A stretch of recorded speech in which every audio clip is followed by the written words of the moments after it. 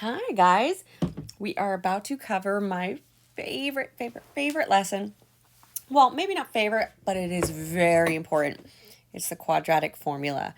We've been talking about it all semester. It's finally here. It's so important. All right. Here is our beloved quadratic formula. Okay. So the way you say it, it kind of has a like a pop goes the weasel kind of tune to it. So don't judge my singing voice. But here we go. X equals negative b plus or minus square root b squared minus 4ac all over 2a. So this is something that people memorize, and it is something that you should definitely memorize. It's a very important formula. And what's down here below is just a generic quadratic formula in quadratic equation in standard form. So you know this is where you have A, B, and C value. Everything is set to 0. And the A, B, and C are what plug into this formula.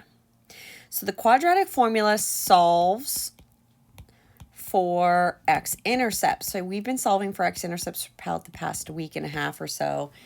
And it's where the parabola hits your x-axis. Okay, so you can have two x-intercepts. You could have one x-intercept. You could have no x-intercepts. Okay. So we're going to go ahead and get started. And I picked a really nice formula to start with. Okay, so we typically use the quadratic formula, which is over here, when something is unfactorable. Now, this problem here is factorable. Actually, let me set it equal to 0. That got cut off. So I could factor this. Multiples of 3 to add together make 4. That's 3 and 1. So that would be x plus 3, x plus 1. So x equals negative 3 and negative 1. Oops, that's not a 1. And that's, I skipped the step because I'm just going a little faster. That's where you branch off and says x equals plus 3 is 0 and x plus 1 is 0. And then there you get your two x-intercepts, your solutions. Okay, if you can factor and you can factor quickly, I suggest that. However, when the problems get a little more complicated and factoring is really annoying, that's when we use the quadratic formula. So what I'm going to do here is I'm also going to do the quadratic formula and show you that I'm going to get the same answer. So I factored quickly. That would be my recommended way to solve this one because it was quick. But now I'm going to factor. My A value is 1, my B value is 4, my C value is 3. And sorry, I'm not going to factor. I just factored. Now I'm going to use our quadratic formula.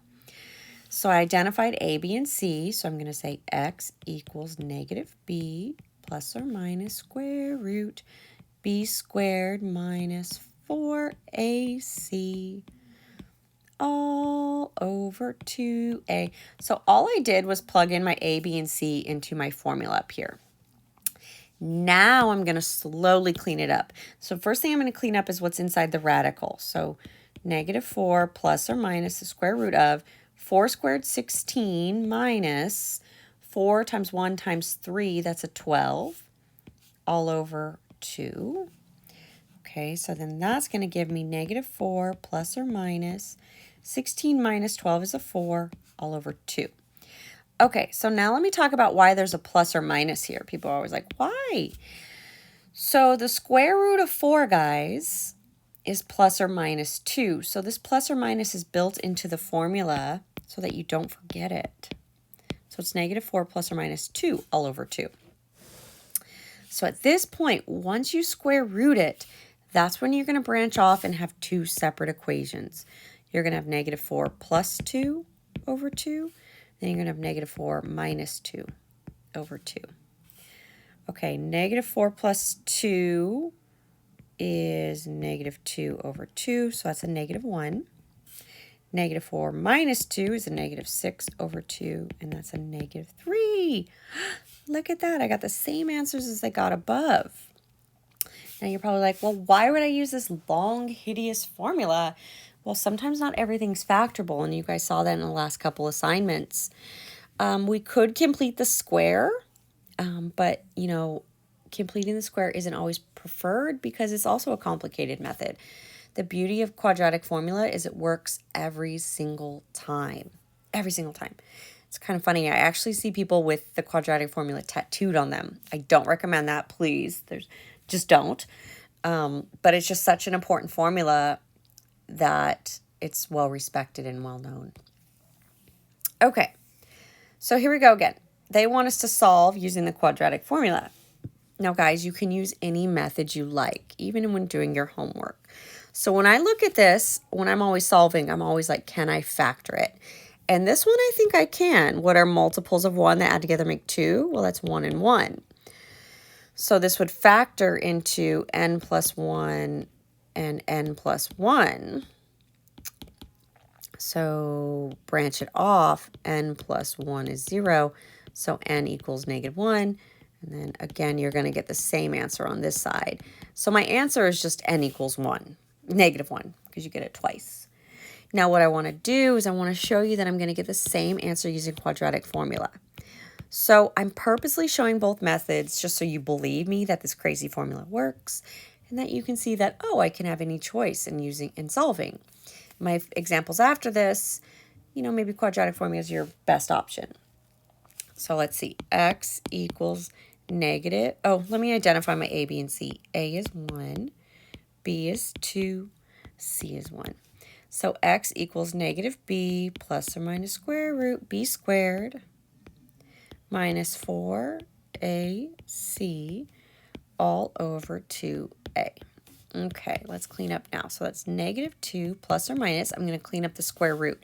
2 squared is 4 minus 4 times 1 times 1 is a 4 all over 2. Okay, that's -2 plus or minus. Now 4 minus 4 is 0 all over 2. Okay, guys, -2. The square root of 0 is 0, so I don't need to even work with that anymore. Over 2. And I get my one solution, which is -1, which is what I got up top by factoring. Okay, so this next one we can do both ways. We can do quadratic formula or factor. I'm going to do quadratic formula first, and then I'm going to factor it, okay? So A is 2. My B, guys, my B would be whatever has just a single X on there. There is no B. B is 0, and C is -2. So let's go ahead and put this in quadratic formula. So X equals -b plus or minus square root b squared minus 4 times a times c all over 2a. So that would give me -0. I don't need to work with anymore, so I'm just going to have plus or minus the square root of. Okay, 0 squared I don't have to deal with, but I notice I have a -4 and a -2, so those negatives cancel out. So I have 4 times 2 times 2, so that's 16 all over 4. So square root of 16 is 4, so I have plus or minus 4 over 4. So I like to branch off after I square root. So it would be a positive 4 over 4 and a -4 over 4. So it gives me 1 and -1. So those are my two answers. Now, what I'd like to show you is how it would work also to factor. So let me show you my factoring method. So to factor, what I can take out of these would be my GCF, which is a 2. And then I would have s squared minus 1 is 0. Now this is a difference of perfect squares, so it would factor as s plus 1 and s minus 1. And then from here I can branch off, and I ran out of room, so I'm going to branch off over here. So I would have 2 equals 0, which obviously is impossible. Then I would have s plus 1 is 0. And then I would have s minus 1 is 0. So s would equal -1, and s would equal +1, which is what I got down below. People generally forget how to factor this one. It's a harder one to factor. I don't know. People have brain farts on it. I do want to stress you can use any method you like, okay? But not everything is factorable. So this guy is actually factorable. So I'm going to go ahead and do this one. I'm going to factor this one for you. Or no, I'm going to solve using square roots on this one. And I think you're going to like that. I'm going to subtract 4. So u squared equals, -u squared equals -4. Let's go ahead and divide by -1. So I have u squared equals 4. And then anytime you need to undo a square, you square root it. So u would equal plus or minus 2. Woohoo! Okay, I'm not going to do the quadratic formula here, but if I were, a would be -1, b would be 0, and c would be 4. Everything has to be on one side. It has to be set equal to 0. You will get the same solution, but this would be your easier method here. Okay, guys. Now let's look here. This one is not factorable. The only way I can do it is by using the quadratic formula. Okay, so this is where it's like, okay, factoring's nice, but it doesn't always work. I have to use quadratic formula here, and you know what? We're going to get pretty ugly answers, and by that I mean we're going to get some decimals here. I think. Well, let's see. Let's solve it. I can't quite remember the answer, but this one's not factorable to my memory. Actually, maybe well, okay, let's go ahead and do quadratic formula first. A is 2, B is 8, C is 8. You know, I get excited and well, let's look at the answers. Okay, so I'm going to go x equals -b plus or minus square root b squared minus 4ac all over 2a. Okay, so that gives me -8 plus or minus. Now 8 squared is 64 minus 4 times 2 is 8. And then 8 times 8 is a 64. Okay, all right, all over 4. So that's going to give me -8 plus or minus square root of 0 over 4. Square root of 0, guys, just it goes away. Who cares about 0? So then I got -8 over 4. And I don't have to worry about the plus or minus. Oh, wow. Okay, so my answer is just a -2. Okay, so this tells me this was factorable. I'm going to go ahead and factor it and see what it looks like. So I'm going to take a 2 out of here. The reason why I know it's factorable is because this is an integer. It's a non-decimal. If it's a non-decimal, that tells me it was factorable. So if I took a 2 out, I'd have p squared plus 4p plus 4. And then multiples of 4 that add together make 4. Well, that's 2 and 2. Oh, it is factorable. So p plus 2 and p plus 2 is 0. So that would mean you would branch off. So you would say 2 equals 0, which ignore it. P plus 2 is 0.